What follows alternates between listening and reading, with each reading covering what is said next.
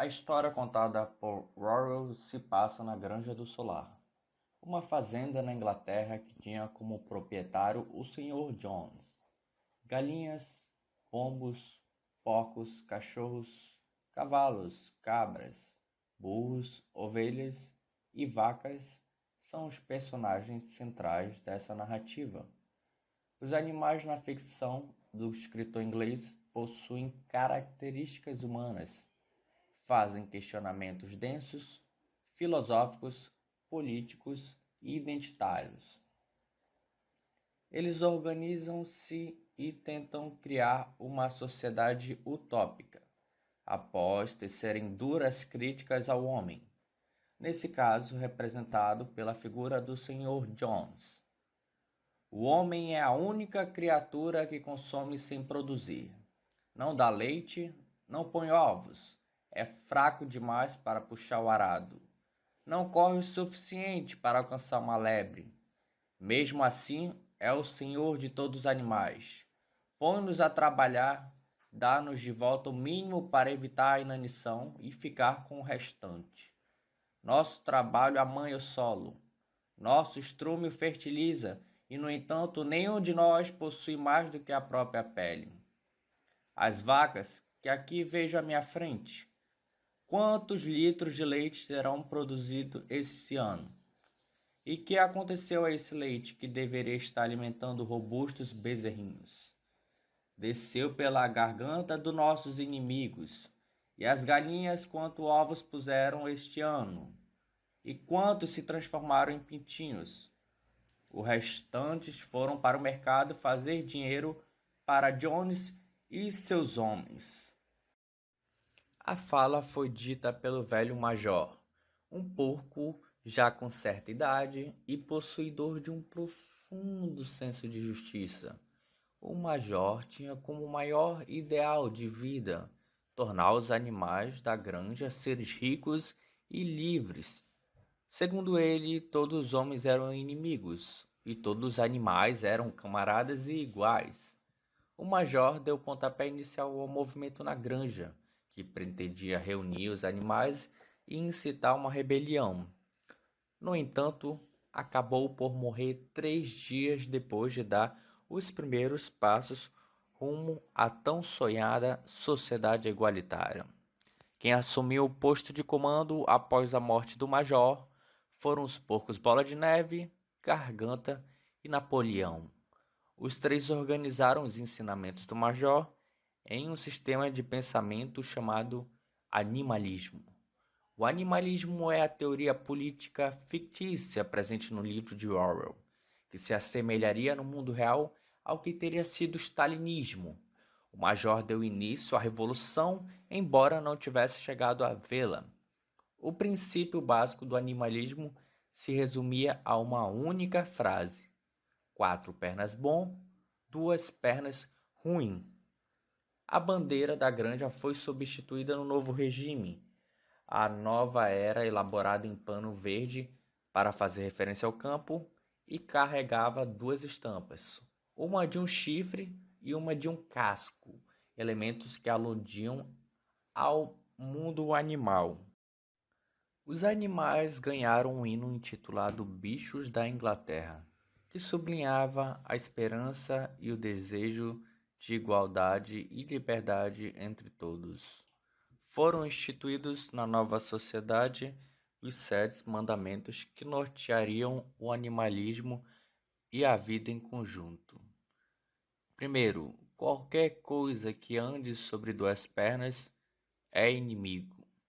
Segundo, qualquer coisa que ande sobre 4 pernas ou tenha asas é amigo. Terceiro, nenhum animal usará roupas.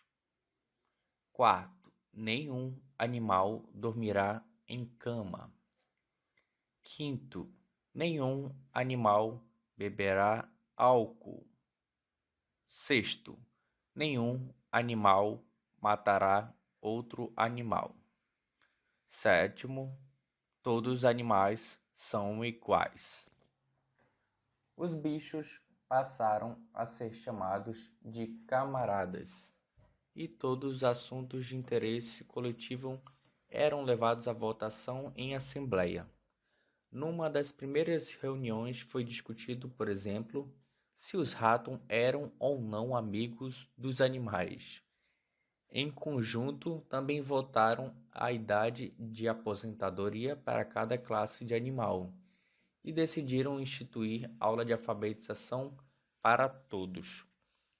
Foi durante os encontros às escondidas que se planejou uma grande rebelião. Um dia, o Sr. Jones bebeu demais e esqueceu de dar comida aos animais. Foi o estopim e o princípio de uma nova era. Os bichos, diante da fome e da injustiça, juntaram-se e fizeram uma grande revolução, expulsando os humanos da fazenda. As mudanças foram rápidas e substanciais. A casa onde o Sr. Jones e a sua mulher viviam virou um museu. O nome da propriedade foi alterado de Granja do Solar para Granja dos Bichos. A vida na propriedade rural corria bem após a Revolução, mas vale sublinhar que, apesar de todos trabalharem, Mimosa e o gato se esquivavam dos afazeres, aparecendo apenas na hora das refeições. Os porcos também não trabalhavam propriamente, apenas dirigiam e supervisionavam o trabalho dos outros.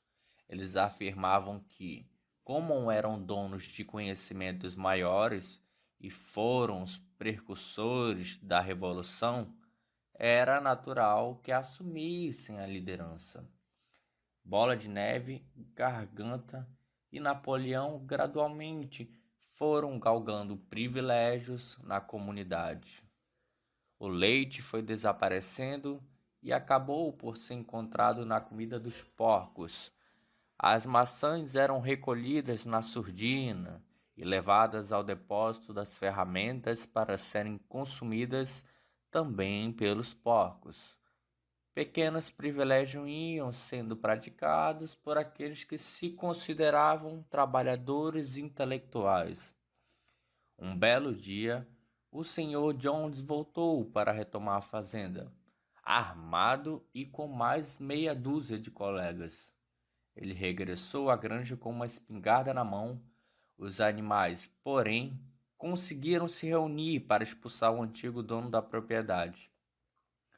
Bola de Neve, tentando otimizar a produção e o fornecimento de energia elétrica na granja, propôs a construção de um moinho. O projeto avançou, mas gerou altos desentendimentos na cúpula do grupo. Por fim, durante uma reunião no celeiro, Bola de Neve acabou por ser expulso por Napoleão. Os porcos mudaram-se para a casa onde vivia Jones, que inicialmente teria como destino servir de museu. Napoleão, ambicioso, decidiu fazer negócio com outras granjas vizinhas, obrigando assim que os animais aumentassem muito a produção. O poder começou a subir a cabeça do porco e a situação piorou consideravelmente. Os outros bichos tinham cada vez menos comida e cada vez mais trabalho. O líder chegou a proibir que os animais cantassem a música que tanto gostavam, alegando que a canção só teria servido para os tempos da Revolução. Napoleão achou por bem negociar os produtos da granja com os homens, entre eles Frederick, que acabou por dar um golpe na fazenda. A desavença transformou-se num conflito real, com direito à invasão da propriedade e a morte de muitos animais durante a briga. Com o tempo, a granja cresceu, pois os animais foram dando crias. Os bichos transformaram o espaço em uma república e Napoleão, o único candidato ao cargo, foi eleito. Devido às suas relações comerciais com os homens, estreitou os laços com quem tanto odiava e foi colocando em prática métodos que facilitavam a produção, o controle de gastos com a ração e com os horários de trabalho.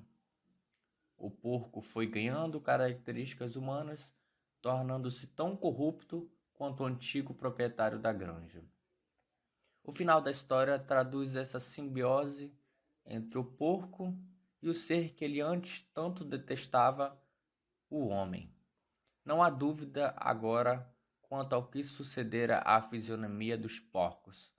As criaturas de fora olhavam de um porco para um homem, de um homem para o porco e de um porco para um homem outra vez, mas já se tornara impossível distinguir quem era homem e quem era porco.